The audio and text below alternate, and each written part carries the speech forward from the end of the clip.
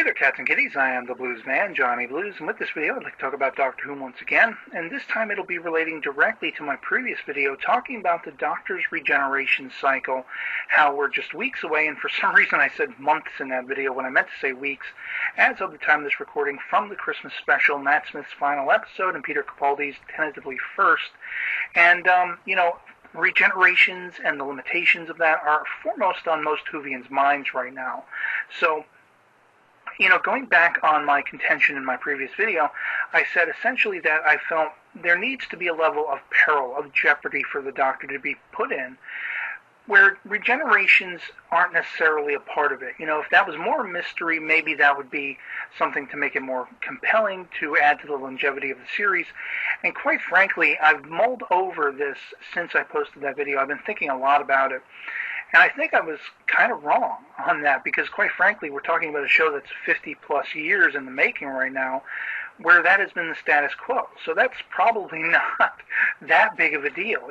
As long as the Doctor can still be killed and as long as there are times where his regenerations might not kick in or what have you, you can ramp up that sense of peril, But I got a great comment message from Warrior King Forever, someone who's commented many times before, in response to that video that gave me a great context within which to put this new line of thinking, sort of playing off that old line of thinking.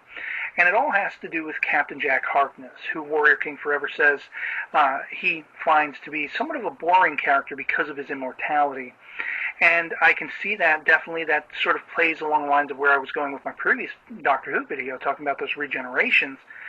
But then it suddenly occurred to me, Captain Jack Harkness is actually a character, adversely, I've always found compelling for his immortality, because it's not so much about his, being unkillable.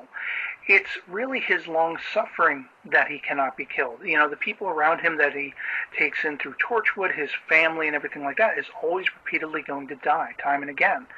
And it's kind of like the picture of Dorian Gray, that kind of mentality where it's absolutely dramatic and compelling to see this character who is heroic. He's cocky, as Warrior King Forever notes.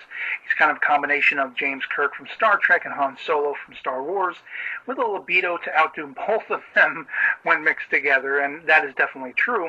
And John Barrowman always plays the character with such charm and at times gravitas that I just always felt this character was truly a compelling character. He can't be killed, and he's going to always have to endure loss and things like that, something we all have to endure in our real lives.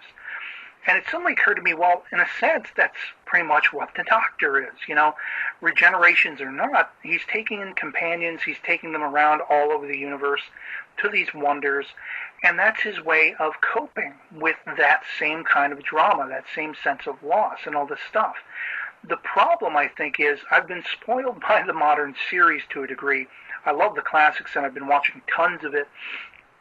But, of course, 2005's revival brought a Doctor who had lost his people, who had killed his people. And so there's a sense of loss and drama that I think maybe we're starting to lose with the loss of the destruction of Gallifrey, if it actually is still out there somewhere. That isn't to say the Doctor can't be darker. That isn't to say the future Doctor can't still have some level of drama and some level of just, depressive sort of moods and stuff like that. But I think that's where I felt the compelling drama side of it was falling largely. And maybe it's just my concern that we're going to lose that tentatively in the future. If Gallifrey isn't gone forever, and if the Doctor doesn't have losses that he has to, deal with and cope with, that isn't to say that I don't love the affirmation of the series. I love, the fist-pumpingly Geronimo beating of the, whatever baddie of the week he happens to best and everything like that. I just think, for me personally, I love the aspect of modern Doctor Who where it does ramp up that level of drama through the loss of companions or through the loss of his people or what have you. And loss doesn't always have to be the only kind of drama there is, but that is to say, I like the sort of emotional way they're presenting the Doctor nowadays. Whereas it didn't get as emotional in the classic series. It did from time to time, but not all the way through it. So I guess that's kind of where I'm coming from. As far as Captain Jack Harkness, I just found truly compelling for that immortality, and it took that comment to make me really apply it to the Doctor. Well, that's kind of the same thing we have with the Doctor. So, yeah, I'd love to hear from you guys in the comments below if you're able to post what you think of this further thinking on the topic of the Doctor and his regenerations and his potentially living forever. Is it his sad song to wander the universe alone unless he takes someone along for the journey? And otherwise, I hope this video finds you well, and I'll catch you later. Peace.